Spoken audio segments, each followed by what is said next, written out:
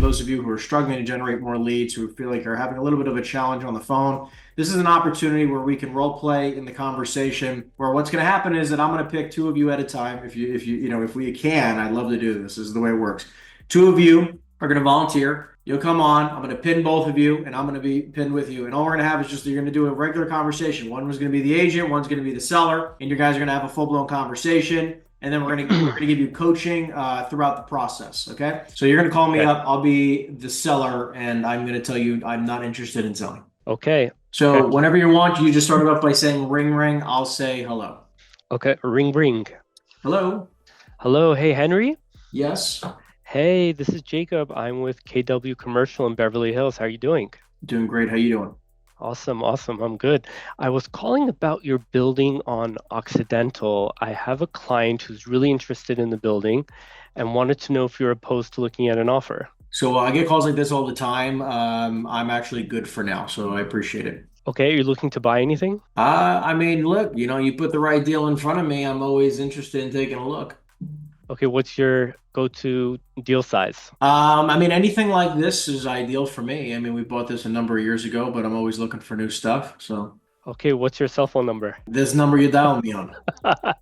Okay, cool. And is there any way I could convince you to at least look at an offer? Is there a price that would change your mind that would get you to open to sell the building on Occidental? Yeah, 1,000 a square foot. Oh, okay. I hear. All right. Well, if I hear anybody who'd want to throw away money, I'll let you know. Yeah, look, it makes me a ton of money. It's one of those things where my kids will inherit it one day. Okay, great. We'll be in touch. Okay, thanks. Thanks for your time. Cool. What do you think you could do better next time? And what did you think you did well? So you give me both. I have a lot of conversations like this, and then I see them, the next year they sold, and I'm hitting myself in the head, like, why didn't I call them back?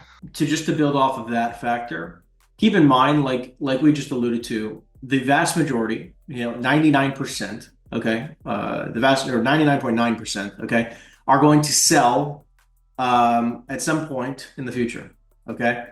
And then if that is the case, it just might not be on the very first phone call. So when someone says I'm not interested in selling, even if I give you the whole story, song and dance, I'm going to own it for 20 years. I agree with you. There might be an instance in which I end up selling it within the next 10 or, the next month, quarter, year, or decade.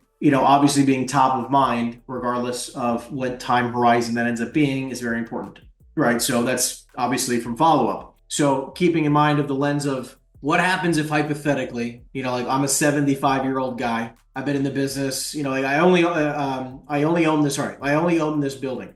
Okay, I'm looking, and I run my business out of it. And you call me up and you say, "Hey, do you want to sell it?" I'm like, "No, I run my business here, and I'm 75, and I'm young and I'm hip, and I want to run this for the next 10 years probably. And then next year, my wife dies." And I want to be closer to my kids and my grandkids because my life's changed now. And then all of a sudden, my whole life's different. And now, if you called me up, a couple months after, I might say, "Listen, fuck the business. I'm not interested in running it anymore. I want to sell everything, and I want to go be closer to my kids." So it's like we sometimes you can't be too transactional in the sense of only thinking about their thoughts in this moment about this deal, where lifes and these are just human beings on the other side of the phone, and anything can happen at any time, right? We could change our minds, people die, people get sick, people, lives change. So it's I want to say this also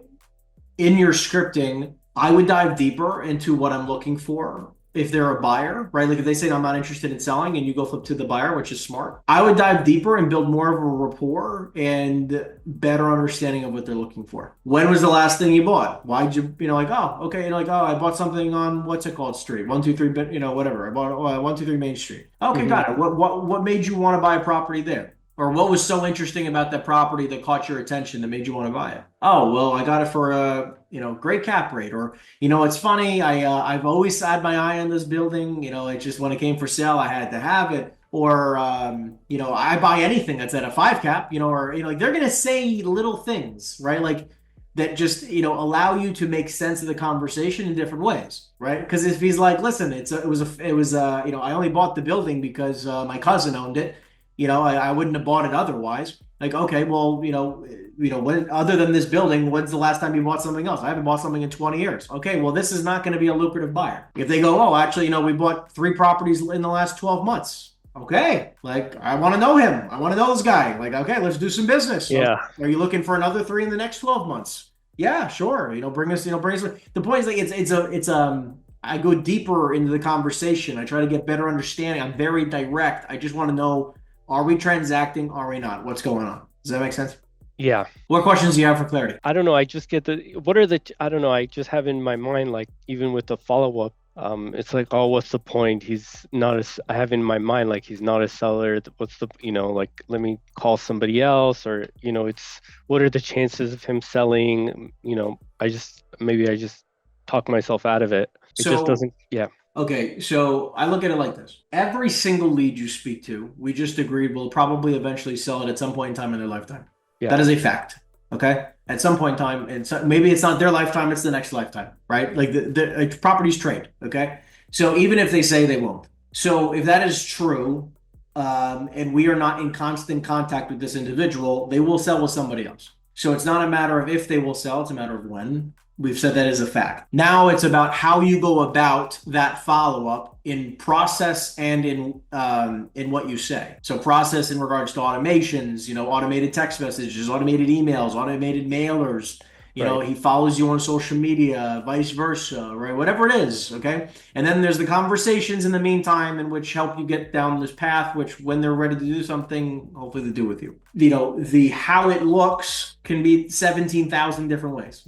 I recommend that it's at least a few calls mixed in there. And when you call, it's not just about, hey, John, are you ready to sell your building yet? That creative factor is the differentiator between people who, or brokers who, get those deals and don't. Because if I said to you, listen, I don't want to sell my building in Occidental. By the way, what asset class do you focus on? A multifamily, like B class, C class.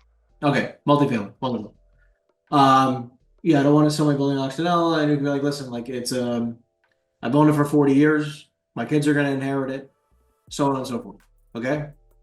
Now I can say, listen, just out of curiosity, would you want is this the only building you own? Yeah, it's the only building I own. Okay. Would you want any of your kids to inherit any other buildings? Like, would you take a look at something else, right?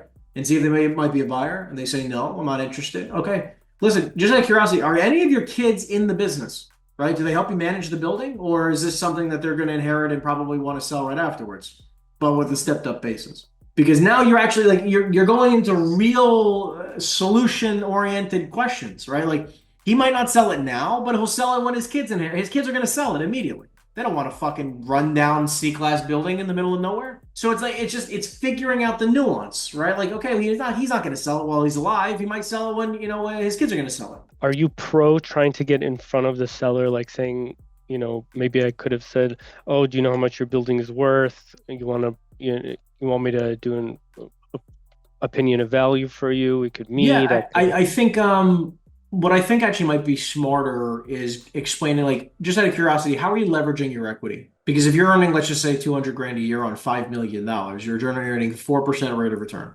What if I can show you how to leverage your equity to help you make more money before for you and your family, right? So it's like, let's just take a look at what your equity looks like, right? How we can, again, like if you, because sometimes people's equity is just stagnant. Right? They're making a few hundred grand on millions, if not tens of millions of dollars. And maybe they don't like debt, but still, have you ever wondered what your equity could be doing for you? I just think it's a better way of saying, what do you want? You want to know what your building's worth? Because not a lot of people go that route.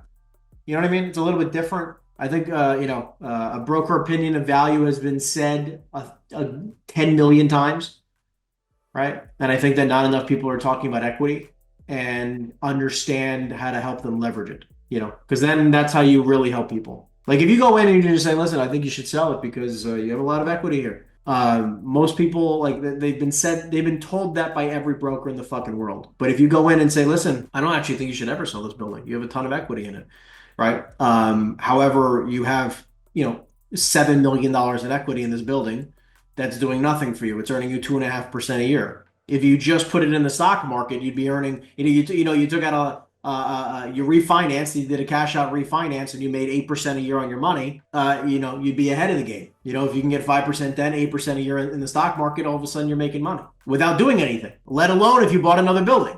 So it's just like all these other things. Like, why don't we figure out how the best to utilize your equity? I think it's a little bit better. And then you could obviously have say, like, listen, your building's probably, if I got you an offer of X price on your building without even, you could bring it back. You weave it, you do the weave like Donald Trump. You weave, you do the weave. You're quick with the tongue. You know what, Yeah, like, look, it's every building's almost identical. Like every situation's, I mean, as much as they're all different, it's the same fucking thing every time, right? You do one, you do, it's like you do hundreds of deals. They end up kind of blurring together, and they're all the same thing. So it's like solving a problem for somebody. Any other questions you have in regards to scripting that we can work on? We're gonna go to the next person. Me? You're asking if I have any questions? Yeah. What if he does say that he wants to sell? I feel like sometimes I get flustered. So if he says I do want to sell, I say, okay, great. About how much are you getting per month on the building? Or I ask what's the unit mix, or I never say off the back, let's say, would you take this price? Or I never say like, would you list with me? Or I think there's so many avenues of which way to go and what to say first. So just know that you really can't fuck up the order. Like it's really hard to screw up the order. The worst thing I can think that you can do is not ask for an appointment. If you are like, based on the conversation we're having, you want to go out and get a listing, right? You're trying to like lock in a listing. I would definitely, if you're not, if you hang up before you ask for an appointment, that's the worst thing you can do. What am I asking an appointment for? Because they already gave me the income. Well, look, I'm gonna be, this is super fucking simple. Okay, let's just. All I want you to respond. I'm gonna say ring ring. I just want you to respond with I'm open. Yeah, I'm open to the idea of selling. Okay. Okay. Just like you're saying, like a seller has said to you, and you don't know what to say. Okay. Okay. Okay. Ring ring. Hey Henry, it's Jacob. Wanted to know if you're open to selling your building on Occidental. Real quick. Let's flip it. I'm the agent. I'm going to be 10. I'm you. Okay? You're the seller. And I just want you to say, when I say ring, ring, I just want you to say, yes, I'm open to the idea of selling. Yes. Okay. Sounds good. Okay? Ring, ring. Yes, I'm open to selling. Okay, wonderful. Well, listen, funny enough, I'm actually going to be in the area on Thursday around 3 o'clock. Do you think you're going to be in the area? I'd love to stop by and see if we can take a look at the building, because maybe we can get something done for you. You've never seen my building before, and you're calling me and asking? I've driven by your building 300,000 times. I live in the area. But I'm saying, like I said, I'm in the area all the time. I happen to be in the area again on Thursday, tomorrow, okay, around 3 o'clock. I'd love to stop by the building. You don't have to be there, but I just want to let you know I'm going to be at the building and then take a look at it with my client. Is that okay? I don't see the point in meeting. If you have a buyer, you have an offer, email it to me. Of course. Look, that's the next step. If he loves it, I'll get something written up and we can take it from there. But look, the last thing I want to do is write something up blindly and have my client retrade you later. Wouldn't you like him to give you the best offer first? Right. I gave you the income, so if you have somebody, let me know. I get so many calls a day. Okay, awesome. Look, I'll put it in writing. Not a problem. Look, it sounds like to me, you're interested in the idea of selling if you got the right price. Just out of curiosity, what's the best, what's that right price for you? You let me know. I don't know. I don't have price in mind. But I'm guessing you've received offers in the past that you've declined? Yes, I have. Okay, so what was the highest number you declined? 7 million. 7 million. Okay, so I obviously have to be north of 7 or we're not having a conversation, I imagine, correct? Right. Okay, wonderful. So then just curious, I know that you sent over the financials, which I greatly appreciate. Is this the only building you're actually open to the idea of selling, or did you have something you might be more open to the idea of selling? No, this is the only one. Only one. Okay, I respect that. And then you're thinking about selling this one. Why? The tenants, they give me a hard time. Okay, I respect that. It's honestly why I've sold some of my buildings in the past as well. So I'm curious, in what time horizon, if I got a good contract for you, how soon would you be ready to sign a contract? If I got the right terms, the right price, how soon would you sign? I'm ready. I'm ready to make a deal. Okay, so north of $7 million. Just out of curiosity, I mean, would 7.5 get it done? Like, would you sign that today with the right terms? It depends. I have to see the offer. Okay, but I don't want to tell my client. I have to speak with my partner, and we're a group of 4 people. No, that's fair. That's fair. Look, I just want to tell. I don't want to tell my client north of 7 million, and then he offers you 7.1, and you're like laughing at me and think I'm stupid. So I'm trying to avoid that. So what number should I go back to him? You just send me an offer, and I'm going to talk to my partners about it. Okay, look, that's fine. Look, not a problem. I don't want to keep pestering you. Okay, listen. So just like I mentioned, I'm going to be in the area tomorrow. I'm going to walk the property. If it's not tomorrow, it'll be probably Friday. It'll at least be this week. I'll get you something in writing. We'll take a look at it. Is that fair? Yeah, that sounds good. Okay, wonderful. Thanks so much.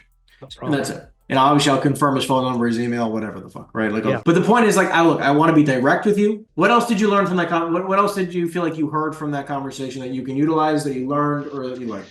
I think it's important don't be scared of the person on the phone. I think that's what I learned. Like you didn't sound scared. You didn't sound like you were, you know that I was trying to push you off, but you weren't scared to keep trying to ask the right questions, which I think is going to keep important. asking. I'm going to try to go this way, and then that way, and then this way, then this way, then this way. I'm going to keep asking like 100,000 times. Like I'm going to try to get you. And because I don't care, what the fuck is the worst thing he's going to say to you? Yeah, he's going to hang up or he's going to say no. Yeah, but he's already. I wasn't on the phone with him 5 minutes ago, so who cares?